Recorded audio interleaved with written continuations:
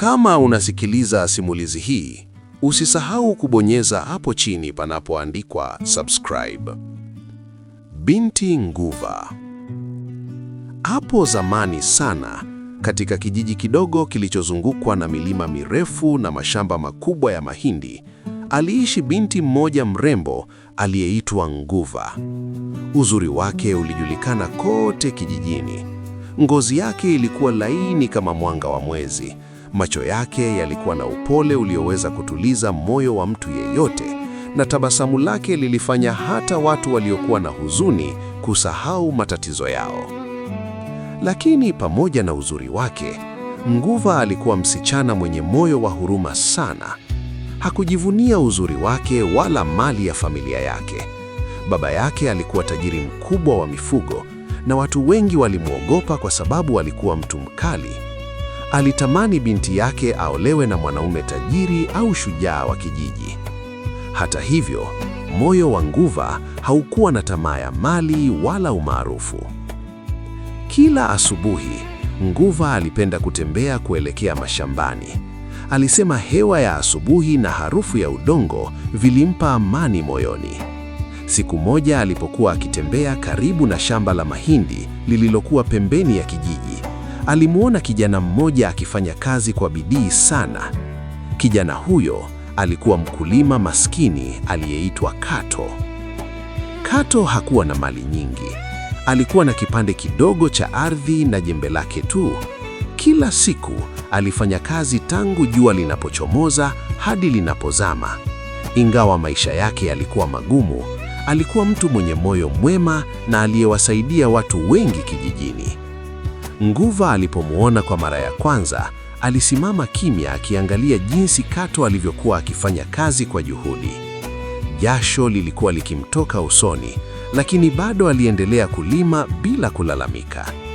Baada ya muda, Kato aligundua kuwa kuna mtu anamwangalia. Alipoinua macho yake, alimuona Nguva. Alishtuka kidogo. "Samahani binti," alisema kwa sauti ya heshima. "Sikukuona ukija." Nguva alitabasamu kwa upole. "Hakuna shida," alisema. "Nilikuwa napita tu. Niliona unafanya kazi kwa bidii sana." Kato alicheka kidogo. "Maisha ya mkulima ni kazi tu," alisema. "Usipofanya kazi, hutakula." Kuanzia siku hiyo, Nguva alianza kupita karibu na shamba la Kato mara kwa mara. Wakati mwingine walizungumza kwa muda mfupi, wakati mwingine walicheka pamoja. Taratibu, urafiki wao ulianza kukua. Kadri siku zilivyopita, moyo wa Nguva ulianza kumpenda Kato. Hakumpenda kwa sababu ya mali wala nguvu, bali kwa sababu ya unyenyekevu na moyo wake mzuri. Lakini tatizo moja kubwa lilikuwepo. Baba yake Nguva asingekubali kamwe binti yake aolewe na mkulima maskini. Siku moja, rafiki wa Nguva alimuonya. "Nguva," alisema kwa sauti ya wasiwasi, "kijiji kimeanza kuzungumza. Watu wanasema unapenda mkulima maskini. Baba yako akijua atakasirika sana." Nguva alinyamaza kwa muda. Kisha alisema kwa sauti tulivu, "Moyo hauchagui mali, unachagua mtu." Maneno hayo yalionyesha kuwa mapenzi yake yalikuwa ya kweli, lakini hawakujua kuwa mtu mmoja alikuwa tayari amewaona mara nyingi wakiongea. Mtu huyo alikuwa mtumishi wa baba yake Nguva. Siku hiyo hiyo alikwenda haraka kumwambia baba yake kila kitu. Baba yake Nguva aliposikia habari hiyo, alikasirika sana. "Binti yangu na mkulima maskini? Hilo haliwezekani," alipiga kelele. Alitoa amri kali. "Kuanzia leo, sitaki kumwona kijana huyo karibu na binti yangu."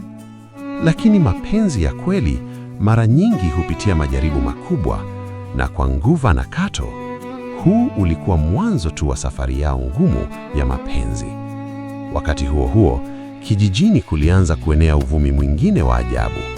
Wazee walianza kusema kuwa mtu yoyote anayepinga mapenzi ya kweli mara nyingi hukumbana na laana ya ajabu ya mababu, na hakuna aliyekuwa anajua Baada ya baba yake Nguva kusikia habari za binti yake kumpenda mkulima maskini Kato, hasira zake ziliongezeka kila siku. Hakutaka hata kusikia jina la kijana huyo. Kwa macho yake, Kato alikuwa mtu wa kawaida sana asiyeweza kumstahili binti yake. Siku moja jioni, baba yake Nguva alimwita binti yake ndani ya nyumba kubwa ya kifamilia. Sauti yake ilikuwa nzito na kali. "Nguva," alisema, "nimesikia habari ambazo hazinifurahishi. Watu wanasema unatembea na mkulima maskini aitwaye Kato. Je, ni kweli?" Nguva alisimama kimya kwa muda. Alijua ukweli huo ungeleta matatizo, lakini hakutaka kusema uongo. Ni kwa sauti ya upole akajibu, "Ndiyo baba, ninamfahamu Kato." Baba yake alipiga meza kwa nguvu. "Hapana, sitaki hata kusikia jina lake katika nyumba yangu," alisema kwa hasira. "Wewe ni binti wa familia yenye heshima, utamuoa mtu mwenye mali, si mkulima maskini." Lakini Nguva hakujibu kwa hasira. Alimwangalia baba yake kwa macho yaliyojaa huzuni. "Baba," alisema taratibu, "utajiri haujengi moyo wa mtu. Kato ni mtu mwema." Maneno hayo yalimkasirisha baba yake zaidi. "Kuanzia leo," alisema kwa sauti kali, "sitaki kumwona kijana huyo karibu na kijiji hiki, na wewe hutoki nyumbani bila ruhusa yangu." Kuanzia siku hiyo, maisha ya Nguva yalibadilika. Alianza kufuatiliwa na watumishi wa baba yake. Hakuruhusiwa kwenda mashambani kama zamani, lakini moyo wake ulikuwa bado kwa Kato. Wakati huo huo, Kato naye alisikia habari kwamba baba wa Nguva alikuwa amekasirika sana. Watu wa kijiji walimwonya. "Mkulima Kato," walimwambia, "baba wa Nguva ni mtu mwenye nguvu. Usijaribu tena kumkaribia binti yake, utapata matatizo." Kato alikaa kimya akifikiria kwa muda mrefu. Alimpenda Nguva kwa moyo wake wote, lakini hakutaka kumletea matatizo. Usiku mmoja, alipokuwa amekaa nje ya nyumba yake ndogo akiangalia nyota angani, alisema kwa sauti ya polepole, "Kama mapenzi yetu ni ya kweli, yataendelea hata kama dunia itatupinga." Lakini siku zilizofuata zilileta tukio la ajabu ambalo hakuna aliyetarajia. Kulitokea ukame mkubwa kijijini. Mvua haikunyesha kwa muda mrefu.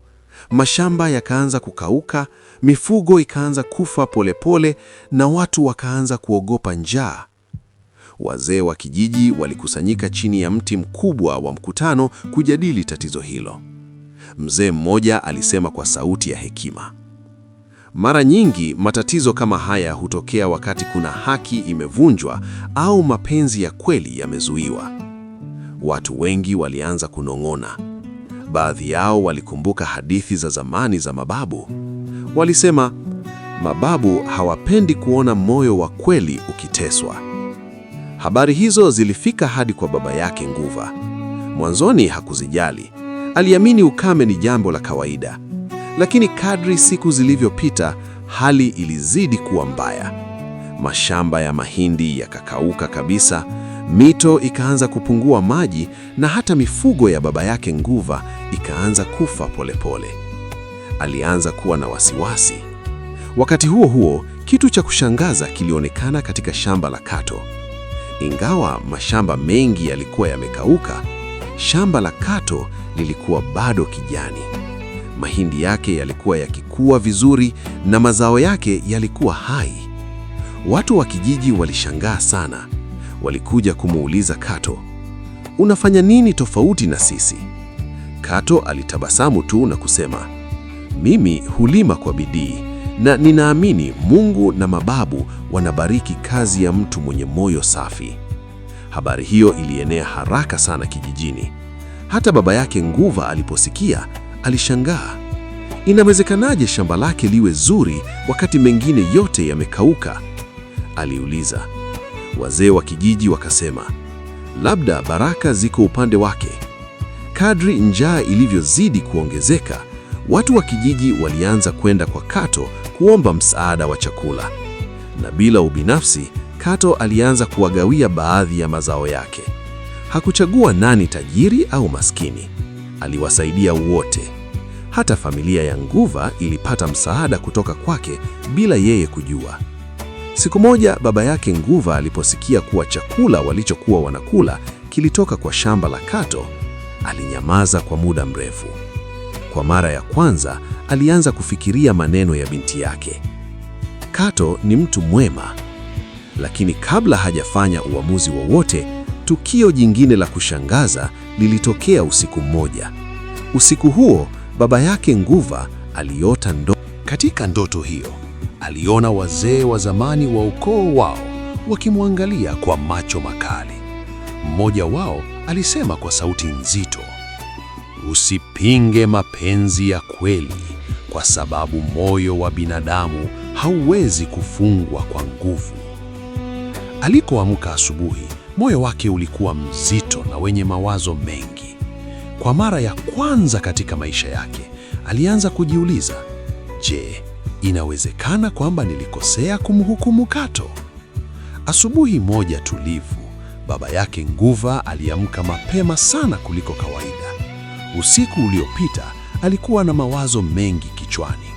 Ndoto aliyoota kuhusu mababu wake haikumwacha apumzike.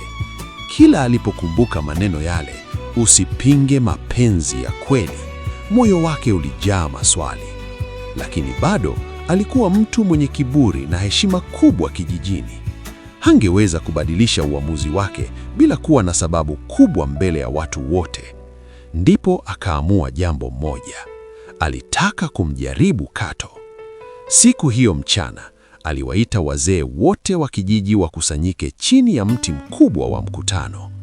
Watu wengi walikuja kwa sababu kila mtu alijua kwamba mambo muhimu ya kijiji huamuliwa hapo.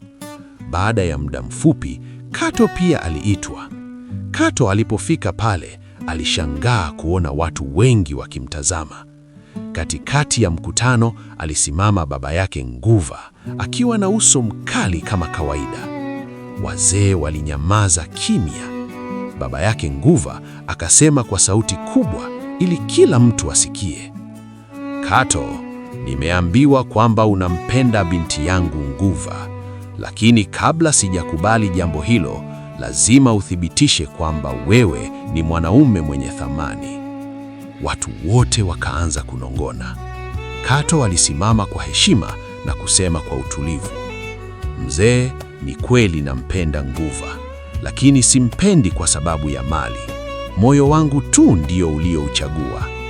Maneno hayo yaliwafanya baadhi ya watu kutabasamu kwa heshima, lakini baba yake Nguva hakutabasamu. Akasema, "Kama kweli unampenda binti yangu, nitakupa jaribio moja la mwisho." Kijiji kikawa kimya kabisa. Milima ya upande wa mashariki ina ardhi kavu sana ambayo hakuna mtu aliyewahi kulima, alisema. Ukifanikiwa kuifanya ardhi ile izae chakula cha kutosha kulisha kijiji kizima kabla ya mvua kubwa ya mwaka ujao, nitakubali uwe mume wa binti yangu. Watu walishangaa sana. Ardhi ya milima ya mashariki ilikuwa inajulikana kama ardhi iliyokufa. Hakuna aliyewahi kufanikiwa kulima hapo kwa sababu udongo wake ulikuwa mgumu kama jiwe. Baadhi ya watu walinong'ona, hilo haliwezekani. Lakini Kato hakusema hapana. Alifikiria kwa muda mfupi, kisha akasema kwa sauti ya utulivu, nitajaribu. Watu wengi walimwangalia kwa mshangao. Siku iliyofuata, Kato alianza safari yake kuelekea milima ya mashariki. Alibeba jembe lake, mbegu chache za mahindi na maji kidogo tu. Alipofika pale, aliona kweli ardhi ile ilikuwa ngumu sana. Hakukuwa na miti mingi, udongo ulikuwa mkavu na hata nyasi zilikuwa chache. Lakini hakurudi nyuma. Kila siku aliamka kabla ya jua kuchomoza na kuanza kupasua udongo mgumu kwa jembe lake. Ilikuwa kazi ngumu sana. Mara nyingi mikono yake iliumia na mgongo wake kuchoka. Lakini kila alipohisi kukata tamaa, alikumbuka tabasamu la Nguva. Na hilo lilimpa nguvu. Wakati huo huo, Nguva alisikia kuhusu jaribio hilo. Moyo wake ulijaa huzuni kwa sababu alijua kazi hiyo ilikuwa karibu haiwezekani. Usiku mmoja aliamua kufanya jambo la siri. Alitoka nyumbani kimya kimya bila mtu kujua na kuelekea milimani. Alipofika, alimuona Kato bado akifanya kazi hata usiku. "Nguva!" Kato alisema kwa mshangao. Nguva akasema kwa upole, "Siwezi kukuacha peke yako katika jaribio hili." Kuanzia siku hiyo, Nguva alianza kumsaidia Kato kisiri. Wakati mwingine alileta maji, wakati mwingine chakula, na wakati mwingine alimsaidia kupanda mbegu. Siku zikapita, wiki zikapita. Kijiji kilianza kusikia habari kwamba Kato bado hajakata tamaa. Baadhi ya watu wakaanza kumsaidia pia. Mtu mmoja alileta mbegu, mwingine alileta maji, mwingine alileta zana. Taratibu, watu wa kijiji wakaanza kufanya kazi pamoja. Kitu cha ajabu kilianza kutokea. Ardhi ile ambayo zamani ilikuwa kavu na ngumu, polepole ilianza kubadilika. Baada ya miezi kadhaa, mimea midogo ya mahindi ilianza kuchomoza kutoka ardhini. Watu walishangaa sana. Walisema, labda kweli moyo wa mtu huyu una baraka. Msimu ulipoendelea, mahindi yalizidi kukua na kuwa marefu. Shamba kubwa lilionekana juu ya milima ya mashariki. Siku moja, baba yake Nguva aliamua kwenda mwenyewe kuangalia. Alipopanda mlima na kuona mashamba yale makubwa ya kijani, alishindwa kuamini macho yake. Alimwangalia Kato akiwa anafanya kazi pamoja na watu wengine wa kijiji. Hakukuwa na kiburi usoni mwa Kato. Alikuwa bado mnyenyekevu kama zamani. Ndipo baba yake Nguva alitambua jambo moja muhimu. Kato hakuwa tajiri kwa mali, lakini alikuwa tajiri kwa moyo na juhudi. Miezi michache baadaye, mavuno yalikuwa mengi sana. Chakula kilitosha kijiji kizima. Watu walisherehekea kwa furaha kubwa. Katika sherehe hiyo, baba yake Nguva alisimama mbele ya watu wote. Kwa sauti iliyokuwa tofauti na ile ya zamani, alisema, "Leo nimejifunza jambo muhimu. Utajiri wa kweli haupo kwenye mali, upo kwenye moyo wa mtu." Kisha akamwangalia Kato na kusema, "Kato, umefaulu jaribio langu. Kuanzia leo nakubali uwe mme wa binti yangu Nguva." Kijiji kizima kililipuka kwa furaha. Nguva na Kato walitazamana kwa macho yenye furaha kubwa. Baada ya majaribu yote ambayo Kato alipitia, hatimaye siku ya furaha ilifika. Baba yake Nguva alisimama mbele ya wazee wa kijiji na kutangaza rasmi kuwa anaruhusu ndoa kati ya binti yake Nguva na mkulima Kato.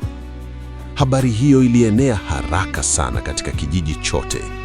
Watu walifurahi sana kwa sababu wengi wao walikuwa wameshuhudia juhudi za Kato na walijua mapenzi yake kwa Nguva yalikuwa ya kweli. Kwa mara ya kwanza baada ya muda mrefu, kijiji kilijaa furaha na matumaini. Wazee wa kijiji wakapanga siku ya harusi.